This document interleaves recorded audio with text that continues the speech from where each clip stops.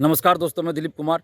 दोस्तों, बीपीएससी टीआरई-1 के supplementary result को लेकर पटना हाई कोर्ट में जो केस चल रहा था, उस सिलसिले में पटना हाई कोर्ट ने कल बीपीएससी से जवाब मांगा है।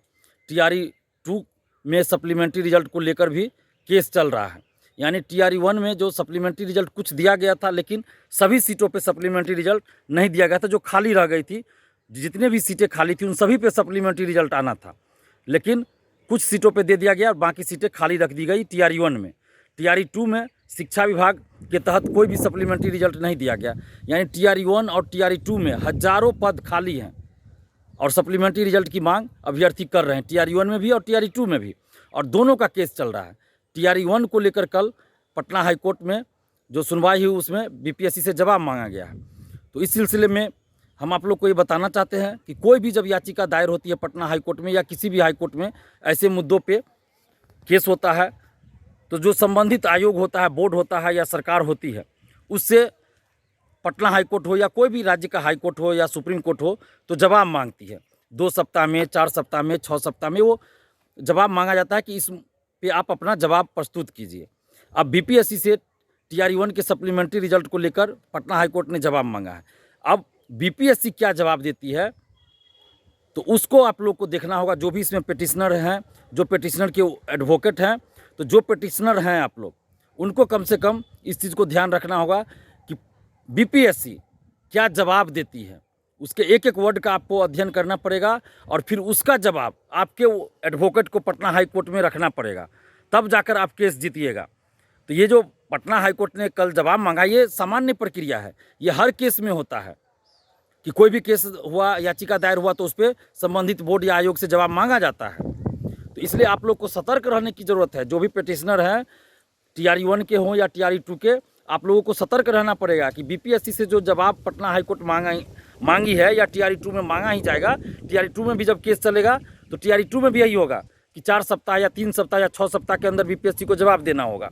तो बीपीएससी क्या जवाब देती है, उसका आप लोग को एक एक वर्ड का अध्ययन करना होगा, फिर उसमें खामी निकालना पड़ेगा और उसका जवाब आप लोगों के जो वकील होंगे उनको देना होगा। उसके बाद फिर पटना हाई कोर्ट का डिसीजन आता है। तो ये सामान्य प्रक्रिया ऐसे ही चलती है। और टीआरई-1 टीआरई-2 में तो सभी सीटों पर रिक्तियां जो आई थी, जितने सीटों पे, उतने पे बहाली पूरी होनी चाहिए। कोई भी वैकेंसी में ऐसा होता है, चाहे दरोगा सिपाही हो, बीपीएससी सिविल सेवा या कोई भी हो, जितने सीटों के लिए रिक्तियां भेजी जाती है संबंधित बोर्ड को, आयोग को, उतने सीटों पे बहाली पूरा करके अंतिम रूप से चयनित अभ्यर्थियों की सूची भेजी जाती है। लेकिन बीपीएससी ने गलती किया। टीआरई-1 के समय भी हमने कहा था कि एक अभ्यर्थी का एक ही जगह रिजल्ट होना चाहिए और जितने सीटों पे वैकेंसी निकली है, उन सभी सीटों पर अंतिम रूप से चयनित अभ्यर्थियों की सूची बीपीएससी को जारी करना चाहिए।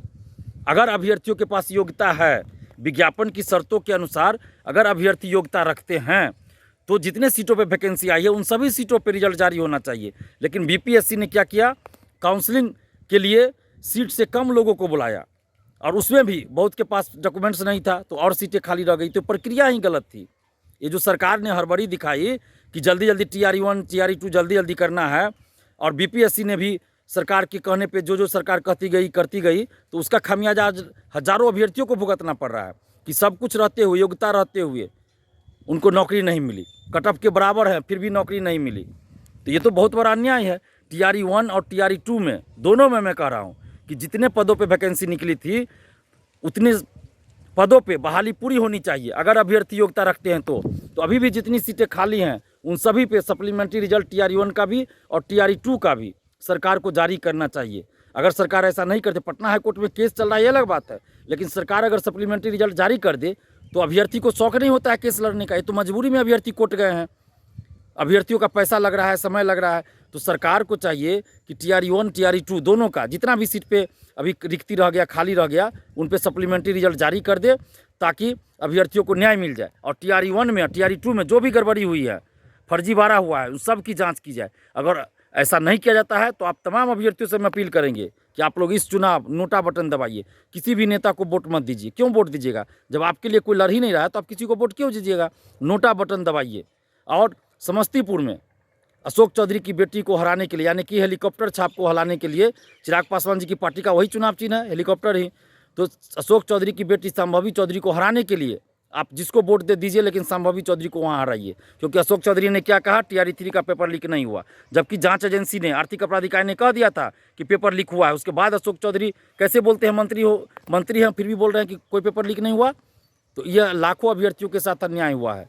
इसलिए अशोक चौधरी की बेटी को समस्तीपुर से हराइए, और बाकी बिहार के जितने भी लोकसभा क्षेत्र हैं 39 जो बचते हैं उस पर नोटा बटन दबाइए और स्टूडेंट पावर, यूथ पावर दिखाइए। शिक्षकगणों से भी अपील करते हैं कि आप लोग के साथ भी देखिए कितना अन्याय हो रहा है, कोई भी पार्टी सरकार में रहे अन्याय होता रहा है, इसलिए आप लोग भी नोटा बटन दबाइए। अभिभावक गणों से भी अपील कर रहे हैं कि नोटा बटन दबाइए।